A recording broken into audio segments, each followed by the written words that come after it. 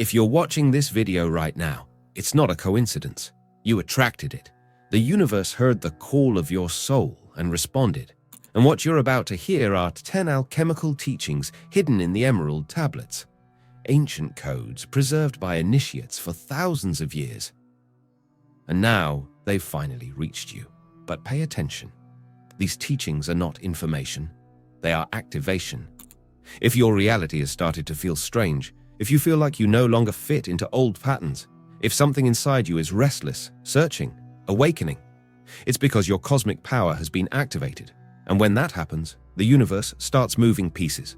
You stumble upon phrases that strike you. Dreams become more intense. Some people leave your life, others arrive, and suddenly, a video like this appears in front of you. This is not a coincidence, this is an answer. You vibrated search, you received truth. You vibrated doubt, you received revelation. You vibrated awakening, you received the call. The frequency you emit is a cosmic password, and that password just opened a door. Now take a deep breath and listen with your heart, because what you're going to feel here isn't new. It's an ancient memory, wisdom that has survived time, wars, flames, dogmas, and that now finds its way once again. And it finds in you fertile ground. If you feel a shiver, a warmth, a strange emotion, don't ignore it. Truth doesn't arrive with noise, it arrives with vibration. And in this very moment, the universe looks at you as if recognizing an ancient traveler who has finally awakened. The mind that opens to a new truth never returns to its original state. Hermes Trismegistus. What if I told you that even before the Bible, the Vedas, the Quran, there was already an ancient code guarded so carefully that it survived the collapse of empires, the flames of burned libraries, and the silent persecution of those who wanted to keep power out of the hands of the people? This knowledge wasn't written on fragile papyrus or on scrolls that fall apart with time. It was carved in emerald, a stone considered sacred by ancient civilizations, a symbol of eternity, clarity, power, and purity. And that's why it became known as the Emerald Tablet. But who was the being that left this legacy for us? He passed through ages with many names. In Egypt, he was Tehuti, the divine scribe. The Greeks called him Thoth. The Romans, Hermes Trismegistus, the thrice great master of wisdom, alchemy, and divine science. To the medieval alchemists, he was the source of all hidden knowledge. And to the peoples of the Americas, he was associated with deities like Quetzalcoatl and Kukulkan. But the name doesn't matter. What matters is that he wasn't just a man. He was an advanced consciousness, an immortal master who brought to earth a map for those who wished to leave illusion behind. The Emerald Tablet is not an ordinary text. It does not impose dogmas. It does not speak of empty rituals, nor does it dictate moral rules. It reveals universal laws. Laws that don't change with time because they are rooted in the very structure of creation. Laws that govern both the material world and the invisible realms of the soul. And among these laws, perhaps the best known and at the same time most misunderstood is, as above, so below. This phrase is not poetry. It is a vibrational code, a principle of correspondence that reveals that everything that happens in the universe also happens within you. The macrocosm and the microcosm mirror each other. The sky you see above reflects your inner state. The cycles of the planets, the moon, the tides have a direct correspondence with your emotional cycles, with the movements of your mind, with the flows of your vital energy. Your life, with all of its experiences, choices, and paths, is not a coincidence. It is a manifestation of consciousness in action. And this is where true alchemy comes in. Most people think alchemy is a magical practice of the past, tied to material transformations, like turning base metals into gold. But the truth is, that was always just a symbol. The real metal is the dense, conditioned, unconscious ego. And the real gold is awakened consciousness, pure and connected to the source. Alchemy is not about manipulating the world out there. It's about transmuting the world in here.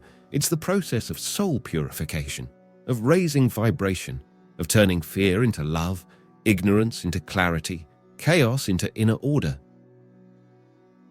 And all these alchemical teachings are inscribed, coded, protected within the Emerald Tablet. It wasn't written to simply be read, it was created to be lived. Every line is a key. Every principle is a mirror. And when you begin to apply these laws in your daily life, you begin the process of transmutation. For centuries, these teachings were kept secret. They were passed on orally among initiates, hidden in symbols, metaphors, allegories, persecuted by religious and political authorities who feared an awakened people.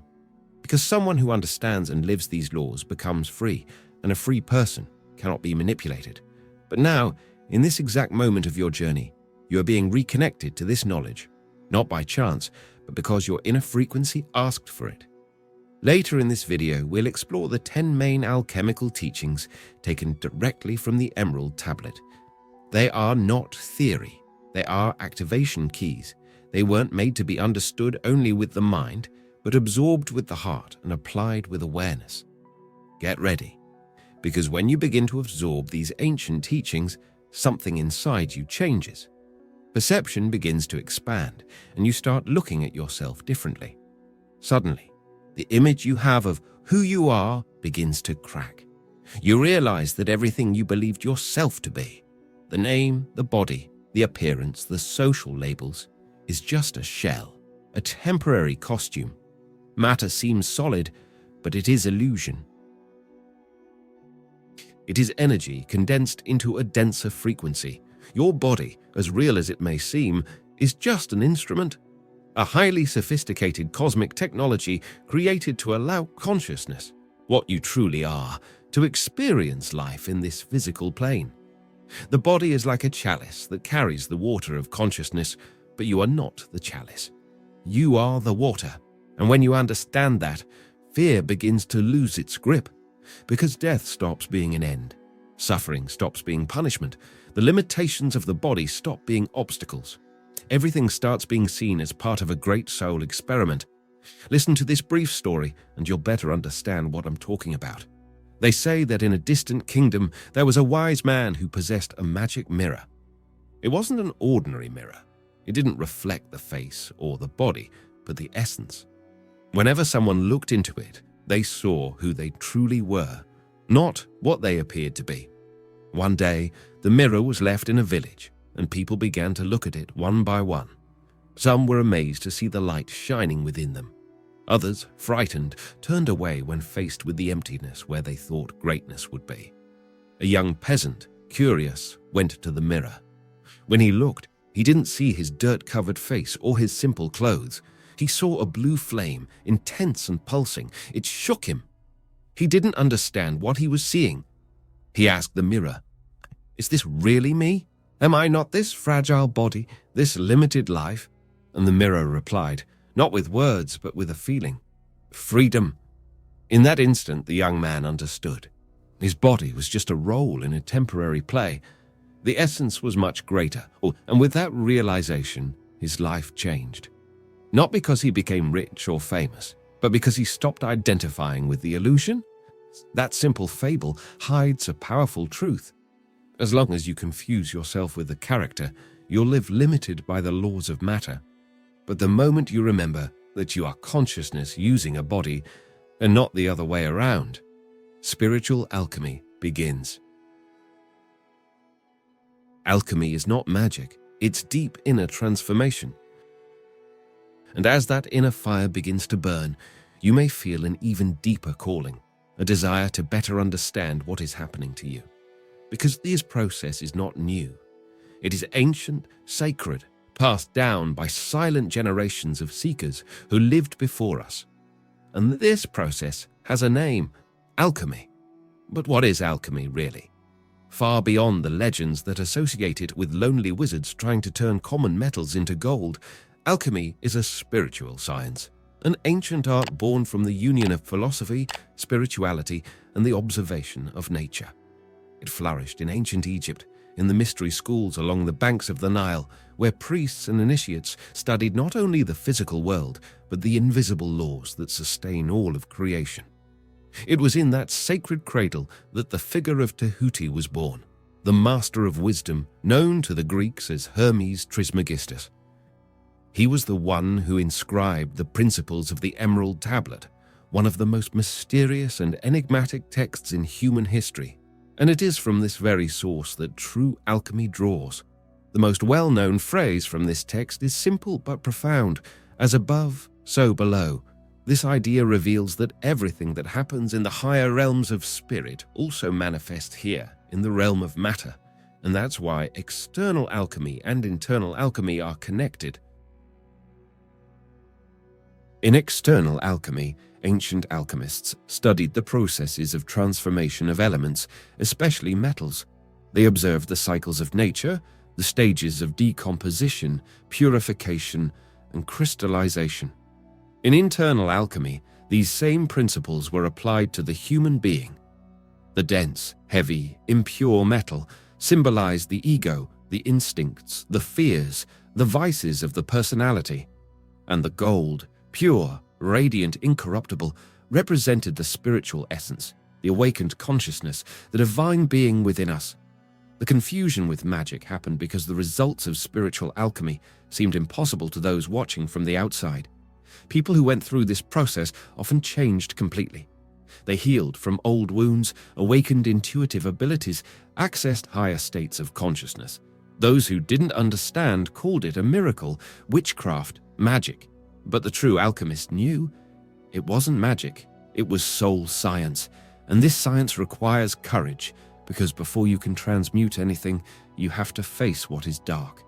Dive into internal chaos, break patterns, let die what is no longer true. This is the first stage of alchemy, known as nigredo, or the black work, the moment when the old begins to dissolve.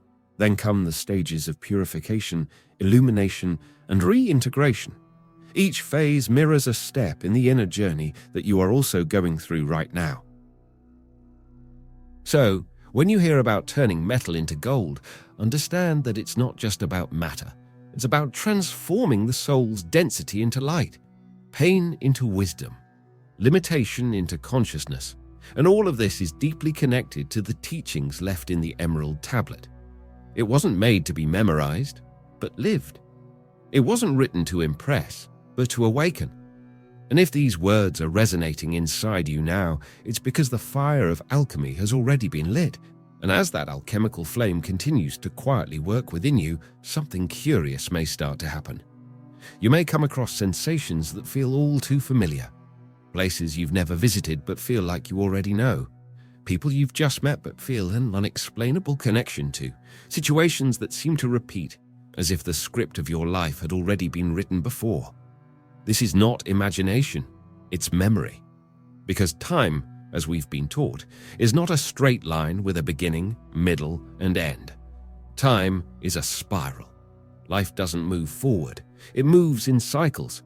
And consciousness, that eternal part that lives within you, travels through these cycles like someone walking through doors in ever-deepening spirals.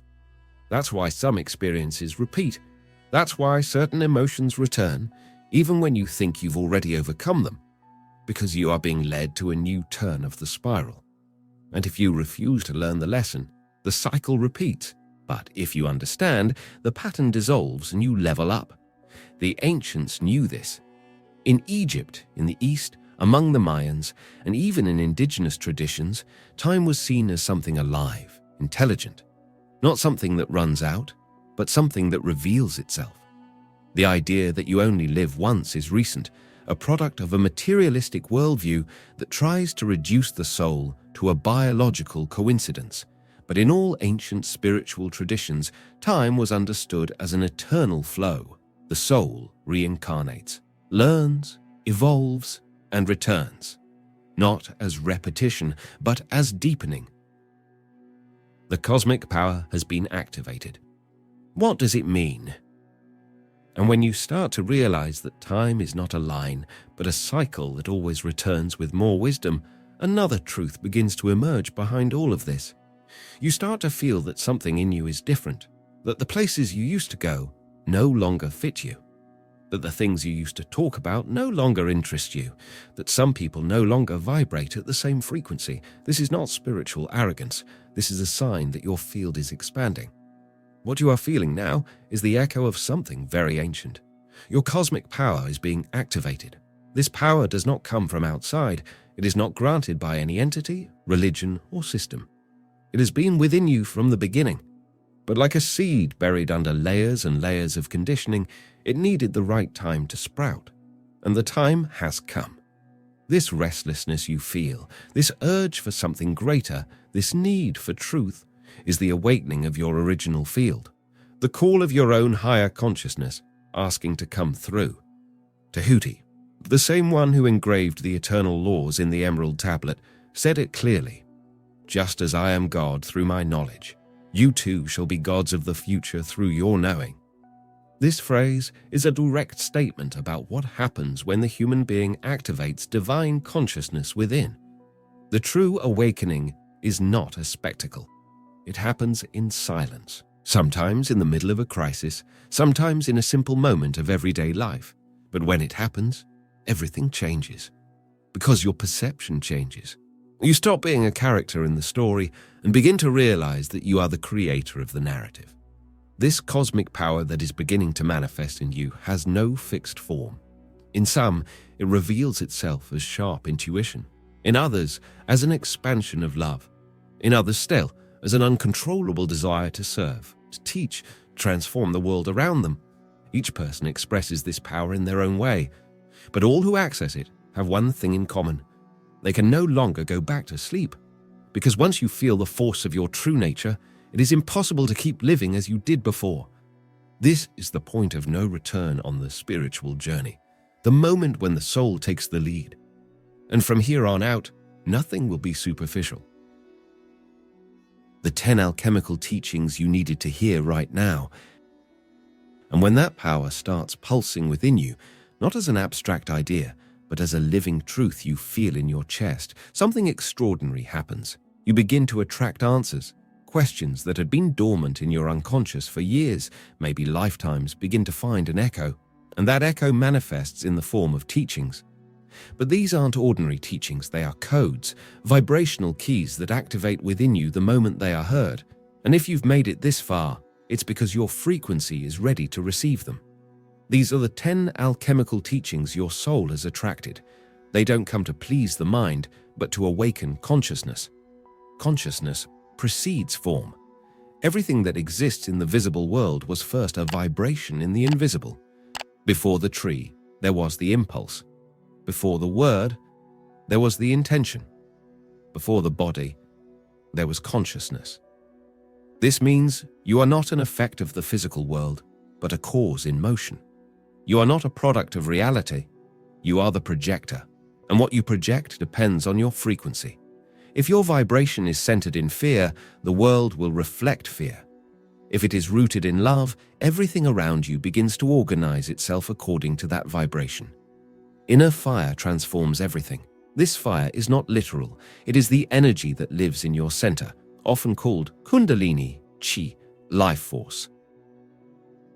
It's what gives movement to your soul, fuels your will, awakens your purpose. But this fire is not neutral. It needs to be directed. If you ignore it, it consumes you with anxiety, impulses, anger, and confusion. But if you channel it, it becomes your greatest ally. It pushes you towards transformation, toward awakening. It's like the fire in the alchemical process. It burns away impurities and reveals the gold. Balance is the law of the universe. Nothing can sustain itself in excess. The entire universe organizes itself through rhythms, polarities, and compensations. Light and shadow, inhale and exhale, day and night. When you live in imbalance, emotional, mental, energetic, the universe responds by trying to reorganize everything around you. If you neglect your health, the body cries out. If you live to please others, the soul goes quiet. Chaos comes as correction. Balance is not stagnation, it's a dance. It's knowing when to move forward and when to step back, when to speak and when to remain silent. Sound creates reality. Everything vibrates, and sound is one of the most direct manifestations of that vibration.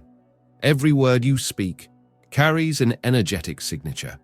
When you say, "I can't," you're shaping your reality with that limitation.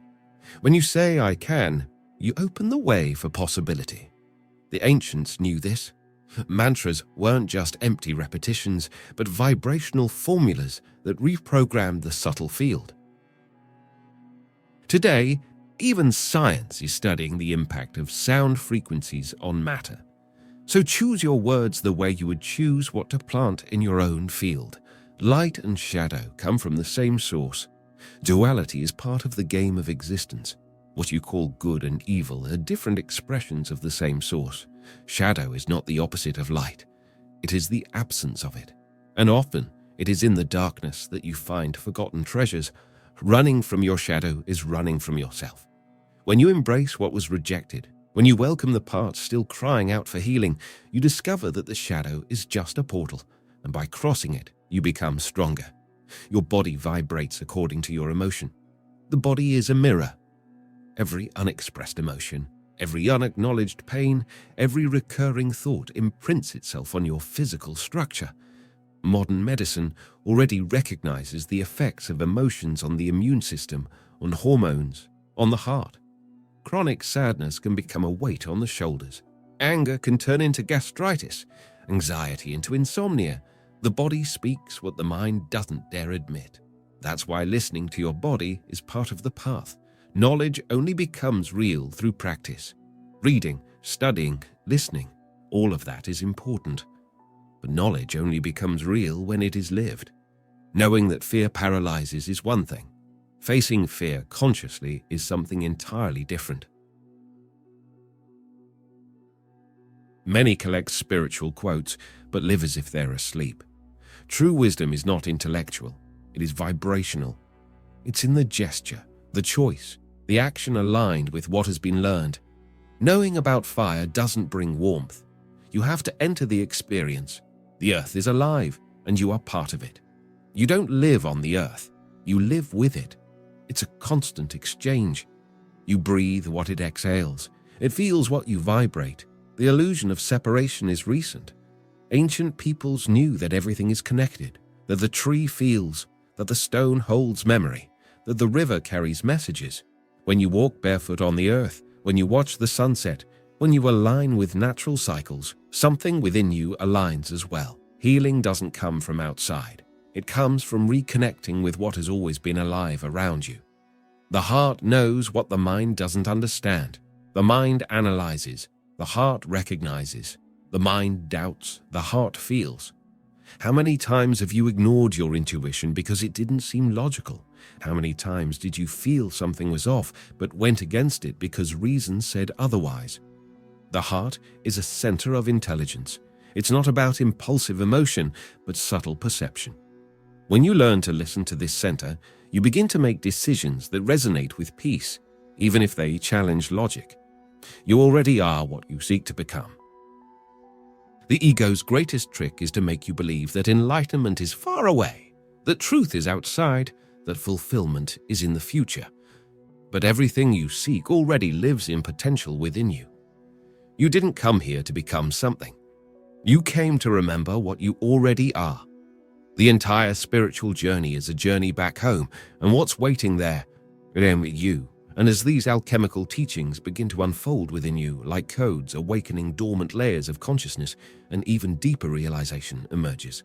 There is a hidden architecture that holds up the universe, and this architecture is alive. The ancients called it the Lords of Dimensions.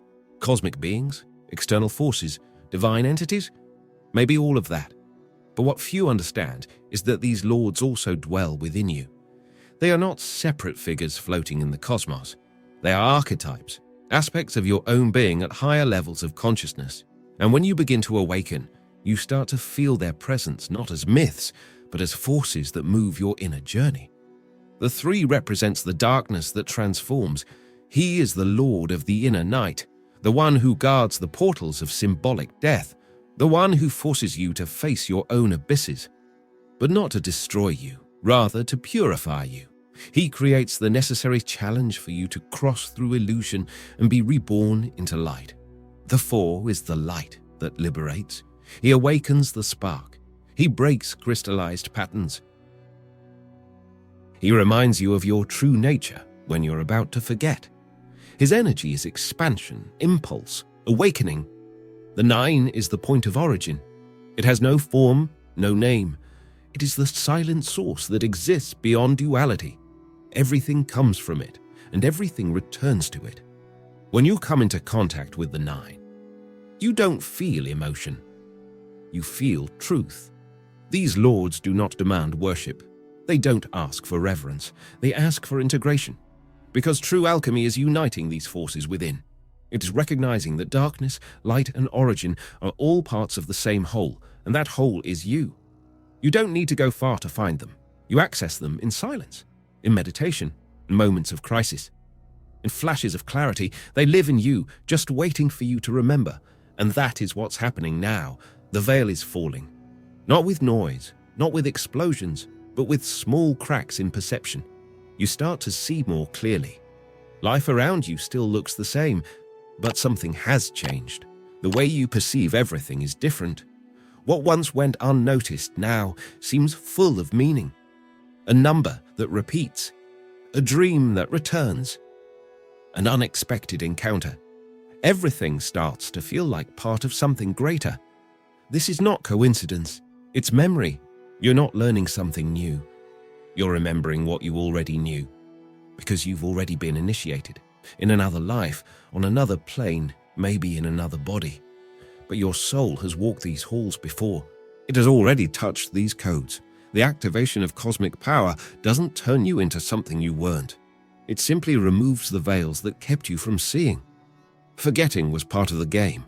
Remembering is the return home, and now that you remember, Tehuti said, "Grow in light, and you shall be gods before the people of tomorrow." This is not a promise, it's a direction. You are not the end. You are the link between what was and what is to come. And before you go, pay attention to something very important. In the first pinned comment, I left access to the book, The Kabbalion. It contains deep Hermetic teachings drawn directly from the Emerald Tablet, a true manual of consciousness that will help you understand even more of what has just begun to awaken within you. And if you'd like to support this channel and help keep this content alive, I also left a direct link in the pinned comment. Your support makes all the difference in allowing this knowledge to continue reaching those who need it. I'll see you in the next video.